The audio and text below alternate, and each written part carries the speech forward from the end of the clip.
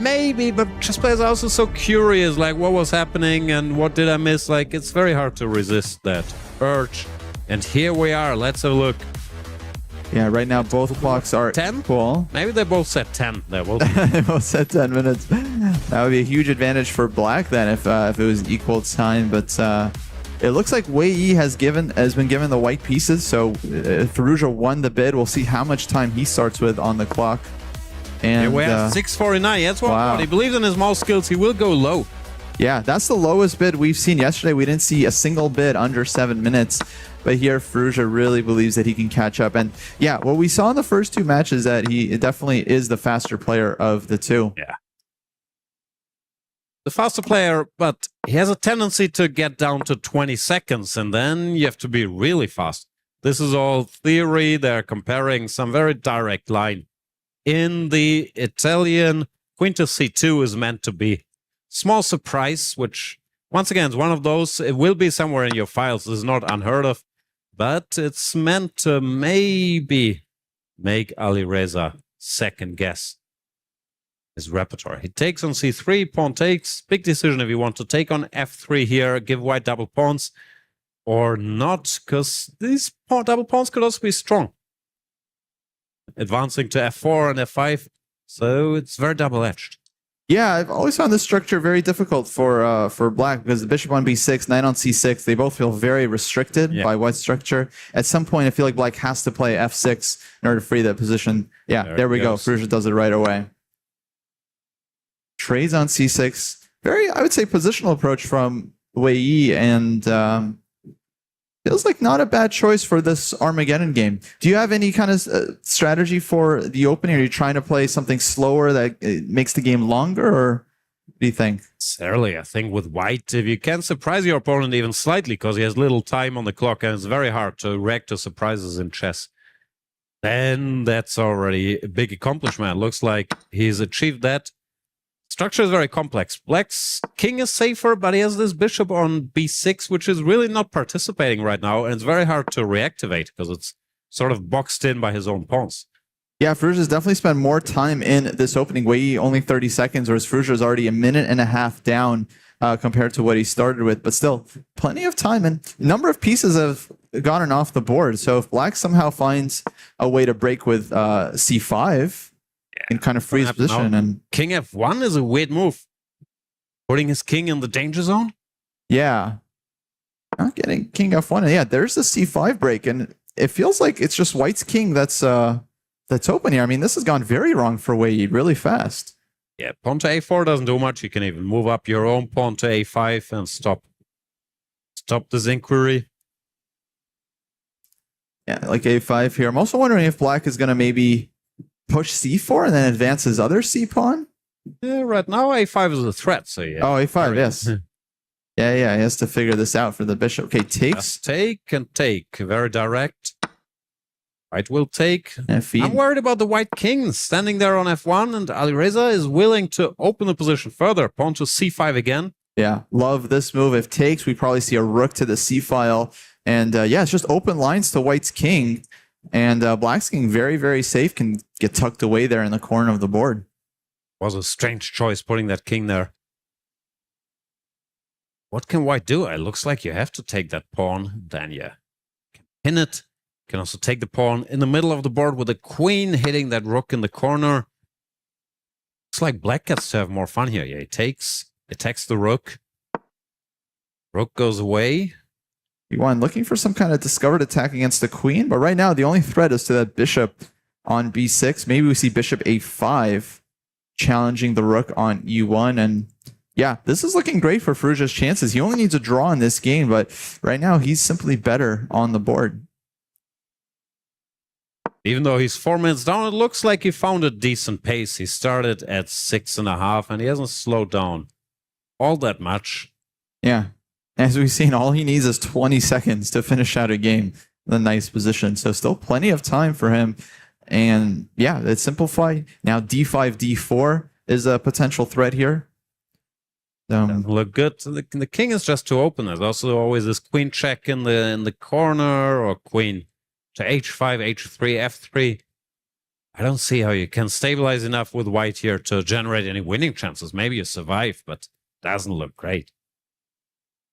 Yeah, that is how Wei Yi won the second game, which was critical for him to force this Armageddon, because he was not better out of that opening, and then he was worse, but he managed to survive. He let Firouzja kind of hang himself by looking for some kind of tactical counterplay. I feel like Firouzja here is now going to try to approach it much more practically and just secure the draw, which is all he needs. Yeah, in very broad strokes, and I think it's so far confirmed by this match, Alireza has a better feel for the initiative. He's incredibly good at building good positions, but Wei Yi is an incredibly fast calculator. So once it gets very concrete to like short lines to calculate, he can outclass even Alireza. Question is if we will get a chance here, because Alireza only needs to draw, and he's saying, you know what? I'm not material down. How about we exchange queens? I pick up your A-pawn. We make a draw. I advance. Yeah, forcing the queen trade there because the rook in the corner was hanging. This is not at all what Wei wants in an Armageddon situation. But yeah, just one or two mistakes, and now he's landed here, and it just looks like black is the one that's in control. This A pawn is hanging. He can get behind white's C pawn with rook to C4.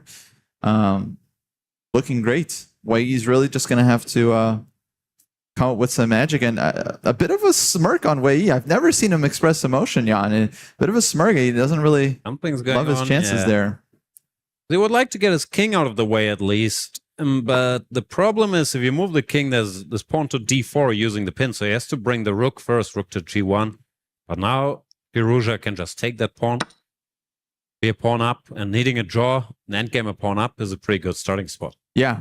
Clean pawn up, and okay, white still has the c pawn, maybe rook to c2 just to get behind, but black is very much in control here. Could react with rook to c4, just offer a trade of rooks. To keep that pawn locked up.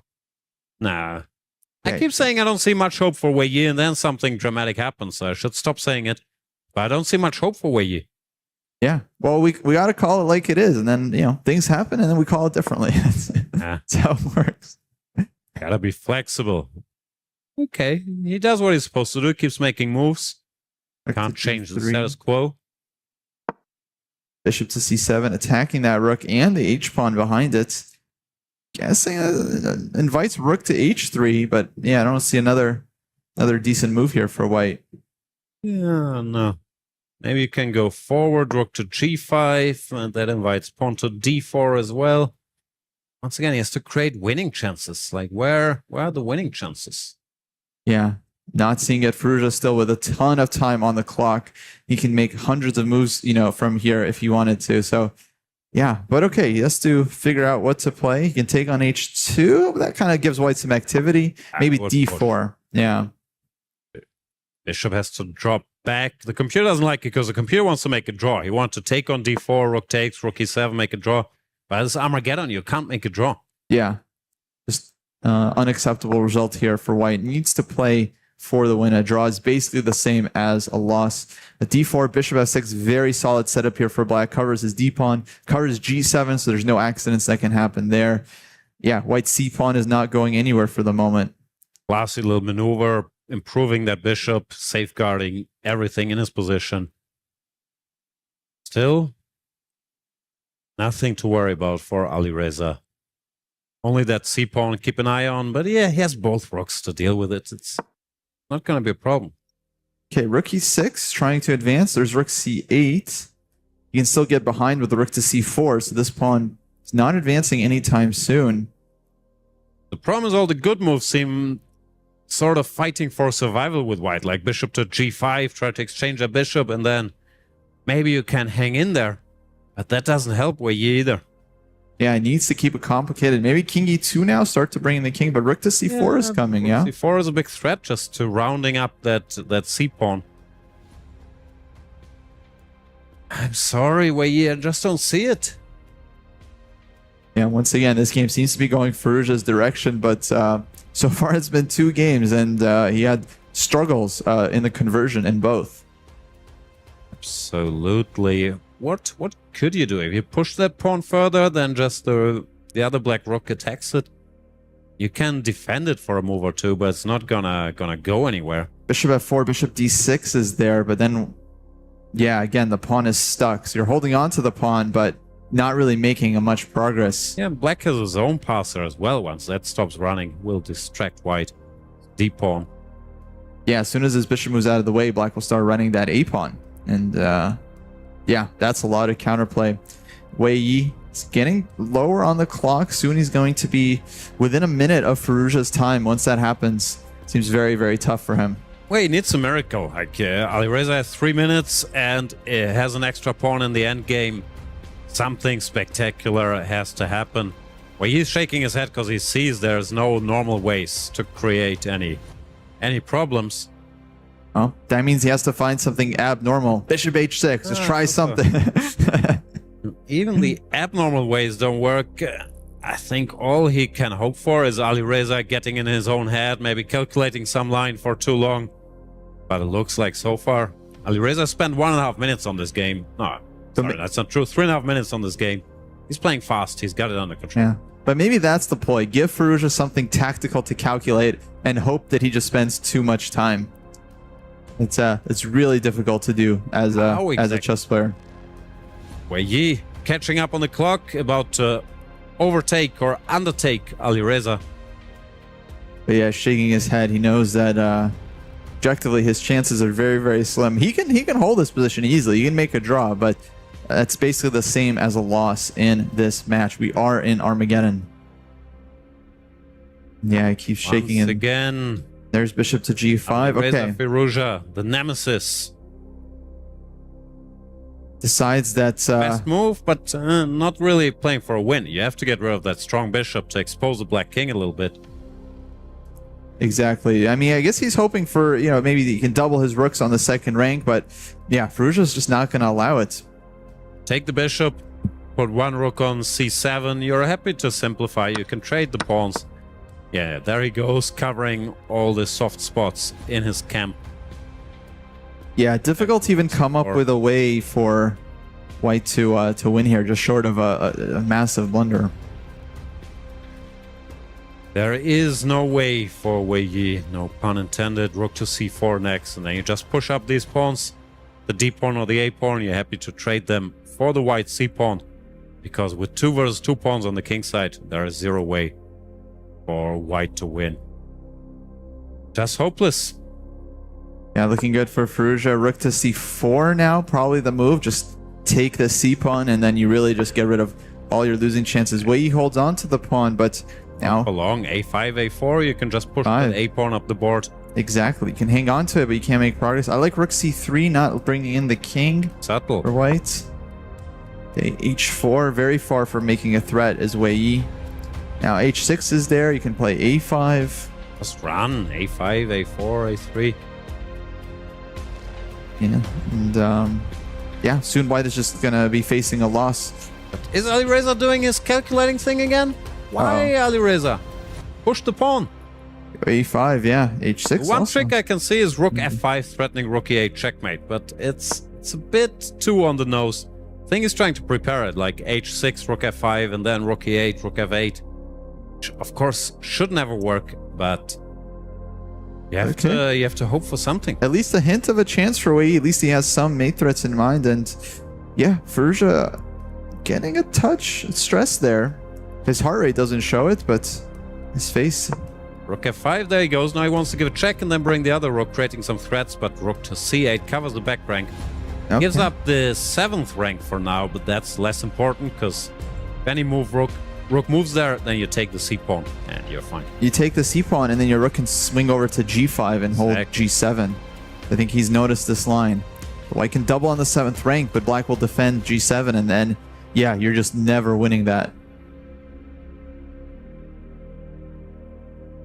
Black is now also threatening to exchange a pair of rooks, so rook to f8, given that he needs to draw, would sort of trap the white rook, forcing an exchange and ending the game directly.